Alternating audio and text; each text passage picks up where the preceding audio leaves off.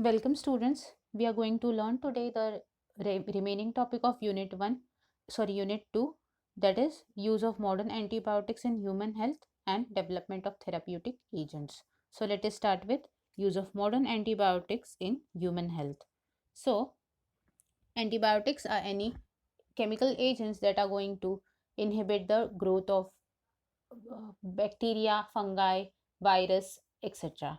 So here we are going to focus on antibacterial especially.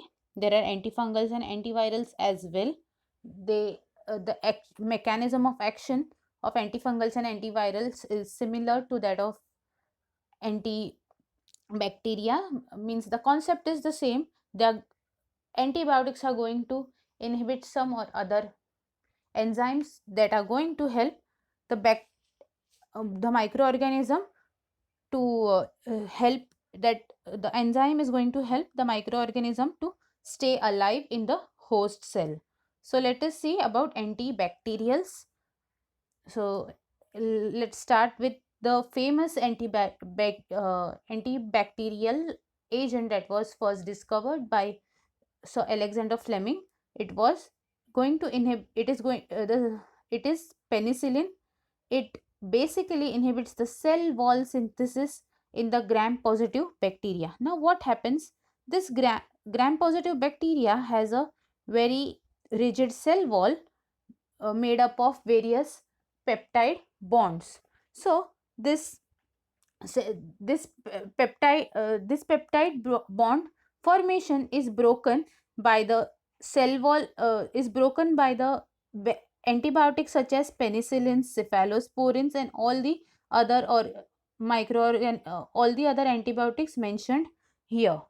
So because of the break, because the cell wall is not rigid, means the bacteria is not going to have a proper it is not going to maintain its proper shape. Its rigidity is gone. So imagine if our skin is being torn off, then what will happen at that place? Your body will be susceptible to any other pathogens. In the same way, the rigidity of the cell wall, it is the skin or the outermost layer which is going to help in keeping all its contents in place. So this is not going to happen because of inhibition of synthesis of cell wall. The That is why the cells will so the cells will die, and hence the infection will be cured. This is the function of the cell wall synthesis inhibiting antibiotics such as penicillin, cephalosporin, bacitracin, monobactam. Especially the penicillin and cephalosporin, they are known as beta lactam. They have beta lactam ring in them. This is a very special ring which carries out this particular cell inhibition of cell wall synthesis action. So both the penicillin and cephalosporin obtained from fungus, they inhibit that particular uh, enzyme. Then let us see any other enzyme that can be inhibited by other antibiotics. So one of the enzyme is one of the mechanism is inhibition of DNA gyrase. What is DNA gyrase? DNA gyrase is an enzyme that is going to help unwind the DNA while the replication process. So when the DNA gyrase helps in unwinding it, there is a very when the DNA is getting unwinded for the process of replication, there is a negative supercoiling occurring at this other end. So this is a, imagine two ropes winded to each other. If you try to if you keep this end, keep this end of the rope very tight, okay, you don't allow it to move, and you try to open it, so there will be a very a big negative supercoiling, and this is in a circular, the DNA is in the circular form. So that is why a negative supercoiling is developed in the process of DNA replication. So this DNA gyrase, what it does, it eases out the negative supercoiling, and hence uh, prevents the DNA from breakage. But if we stop this DNA gyrase to from its function, then the DNA gyrase will not be able to reduce the second negative supercoiling, and because of that the DNA replication process will not be completed, and hence we can achieve our function of inhibition of growth of the bacteria. So examples are quinolones. So this name quinolones is because of the specific chemical nature or the chemical structure of this type of antibiotics. So examples from quinolones are nalidixic acid, ciprofloxacin, novibiosine, etc. Then actinomycins are other type of antibiotic which are going to stop the RNA elongation. mRNA, if mRNA is not produced, then what will happen is the bacteria is not able to produce proteins for the function, and when there will be no proteins, the there will be no function, and hence the cell will not get its it is not going to carry out its metabolic functions and die out. Then there are other this erythromycins or macrolides or chloramphenicol is going to inhibit the protein synthesis in the 50s subunit of the ribosome. So you must be knowing that 50 the S is standing for a certain unit. I want you people to find out what is the unit called, and what is its significance, why is it helpful. So I want you to answer this question in the coming lecture. So the protein synthesis will be inhibited by these antibiotics. Then if 50s inhibitors are not working, then they can also provide the doctor a new type of antibiotics were developed that are going to inhibit the 30s subunit. So the example is tetracycline, uh, septinomycin, streptomycin, etc. Then any tRNA synthesis can be inhibited. If there is no tRNA, then how the protein elongation will not happen, because there will be no one fetching the un, amino acid residue. So these are some of them inhibit the folic acid metabolism. So sulfonamides and trimethoprim are inhibiting the folic acid. This is inhibited. So folic acid is important while in the metabolic functions. So that is going to inhibit the cell growth. So this was about the development of therapeutic agents, like different types of therapeutic agents. So I will also share you different structures of the antibiotics. You can read about it in some more detail in the notes that I will provide you. Then uh, so if we talk about antibiotics, one of the if you talk about any of the drug, then there comes a very important factor that you need to consider about any chemical that you are going to ingest or administer to a human being. So that is its adverse effect. Yes, it will give us a it will inhibit the infection, growth of infection will be reduced, but what will happen is the chemical that we are administering to the body, it will also affect the other biological, the normal biological functions of the body. So that is known as the adverse effect, the effect that you don't wish, but they come along when you eat a certain tablet or certain drug. So adverse effects are to be monitored, especially when it comes to antibiotics. Everybody must have took some or other antibiotic in their lifetime, right? So what type of feeling that you had got after eating the antibiotics? Feelings such as weakness or nausea or headache, these are very common. These are very common adverse effects that can happen to anybody taking drugs like antibiotics, because the the chemicals, the drug molecule is also going in your cells, the human cells, and it is also going to inhibit some or other functions. So in case of antibiotics, the most biggest problem is it kills the antibiotics also kill the good bacteria in our body. So what, because of that we get diarrhea, weakness, then after that headache happens. So this is why an adverse effect occur in our body when we take antibiotics. Then one more important part about antibiotics is, you must have heard when people talk that no, I am resistant to amoxicillin, or there are antibiotics which are resistant to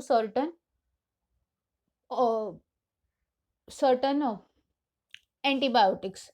So some organisms, they develop resistance against antibiotics. What is resistance? So resistance is, even if you are giving any chemical that is going to kill the antibiotics, the you will give some chemical to kill the organism, but the organism will find another way to live. It will mutate itself, it will produce another type of proteins, another type of enzymes which will not be affected by the antibiotic. So if you say that DNA gyrase is getting inhibited by the help of quinolones, then any organism, suppose we have 100 organisms in a given solution, and in that particular solution we gave a dose of quinolones. So what happened is, out of the 100 organism, the 90 organisms got killed because of the effect of quinolones, but the 10, they became weak, but they developed a certain another mechanism that is going to that is not going to get affected by DNA, uh, that is not going to get affected by the quinolones. So the DNA gyrase that they are producing will have certain other active site or any other changes in the amino acid. So there will be either structural change or sequence of amino acid will be changed. So that is this, when this change will be carried out, the the organism will be able to thrive even in the presence of that quinolone. So from that 10 organisms, the 10 organisms are going to multiply. The future generation 20 organism will be having the resistance already developed for the quinolones. Then the 20 will be multiplied to 40, 40 will be multiplied to 80, etc. So this sequence will go on and on, and hence we can say that this particular organism has developed resistance against quinolones. So there are n number of resistance strains that have occurred till now. One of the famous is MRSA, that is methicillin resistance staphylococcus aureus infection. That is a very commonly found infection in people. So this was about resistance development. So if you have to cure the resistance development, it is a very difficult process.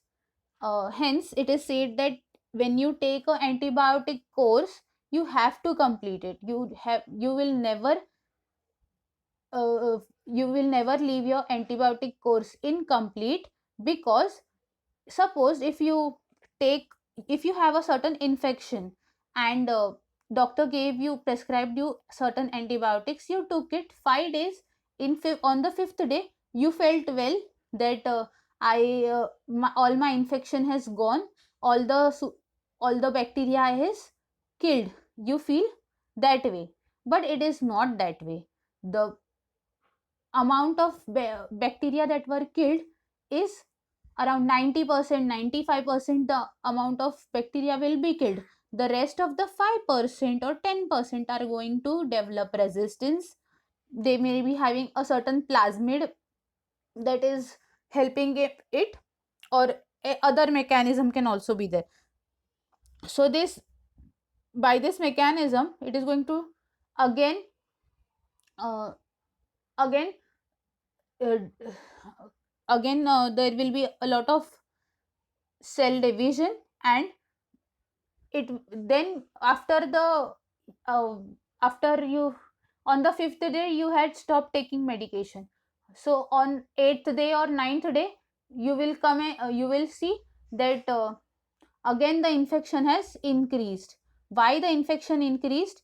Because you didn't kill the bacteria completely. The rest of the 5% or 10% which were left on fifth day, if you kept eating the medication regularly for the 10-day course, it would have killed the rest of the 5 and 10% also.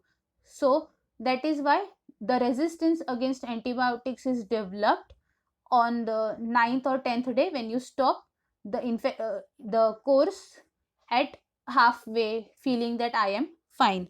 Hence it is said, the doctors always recommend us to complete our antibiotics course.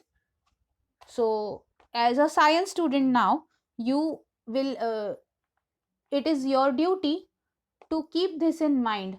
Developing antibiotics is a very tedious task, and nowadays the antibiotic resistance is a major problem that all the health industry is facing. So it is up to us to make people aware that if you keep your course if you don't complete your antibiotic course as a science student now, you know the reason behind that. So if you keep your course incomplete, it is going to come back to you in a uh, severe uh, way. So whenever anybody you see anybody having the course incomplete, keeping the course antibiotic course incomplete, please make them aware of this as a science student, as a biotech student, and help people to get aware of this fact. So let us move to the next topic, that is development of therapeutic agents. So therapeutic agents are any chemical molecules that are going to cause a certain effect in your body, such as anti-diabetic, uh, anti-malarial, anti-diabetic, or anti-rheumatoid, anti-hypertensive, etc. So let us see develop how do we develop therapeutic agents. The study of development of therapeutic agents, how a chemical molecule is going to go in the body, which enzymes it is going to affect, which organ it is going to affect, what will be the how the chemical molecule is going to get absorbed in the body, how is it going to get eliminated, what will be the amount of drug that will be present in blood of that in the person at any given time. All those studies, the adverse effect of this uh, drug, all those studies come in the subject known as pharmacology. So pharmacology relates to study of drugs and its therapeutic effects in the body, how long it is going to get it is going to be in the body, how well it is going to get distributed throughout all the body organs, etc. So here we can study therapeutic agents from non-recombinant organisms. So no therapeutic agents can be chemically synthesized, that is certain aspirin, simple compound like aspirin, the crocin tablet that you take, it is chemically synthesized. The paracetamol tablet that you take when you have fever is it is the chemically synthesized molecule. So this we can also develop therapeutic agents with the help of bi- uh, with the help of organisms, by taking the use of biology of that particular organism. So we can develop products like we can develop products like enzymes, inhibitors, immunosuppressants, vitamins, etc., to cure obesity, diabetes, etc. So we uh, other products that can be developed are proteins, interferons, immunosuppressors, vitamins. So anticoagulants, thrombolytics, replacement for metabolic deficiencies, digestive aids, then monoclonal antibodies for treating rheumatoid arthritis, etc., can be produced with. So enzymes can be used in that way. So there are certain examples of enzymes such as prolactazyme, streptokinase, collagenase, lysozyme, ribonuclease, trypsin, etc. So the effect can be prolact uh, prolacta prolactazyme can be used for lactose intolerance, streptokinase used for myocardial infarction, collagenase used for skin ulcer, lysozyme used for antibiotic therapy. So there is some details that have been mentioned in the reference slide that I will share with you. Please read about it. It will be asked in exams. Uh, Anti-inflammatory agents like chymotrypsin, bromelains uh, are used, are produced with the help of organisms. Pro, uh, so the production process is very simple. You take, you have a certain cell and you have a plasmid, that is a extracellular DNA which contains uh, information of how to produce the particular protein or enzyme, etc., that is entered with the help of transfection in the cell. Then the cell is allowed to grow in the cell culture vessel in large scale, that is in the bioreactor. Then that is after purified after complete growth, and then further further process of sterilizing it, giving it a proper formulation is carried out. So cells can be either yeast, fungi, bacteria, insect cell, mammalian cell, or plant cell line. So please read up the slides that I'm going to share with you for this both topic, and we will discuss about this in the coming lecture. So this brings us end to this lecture.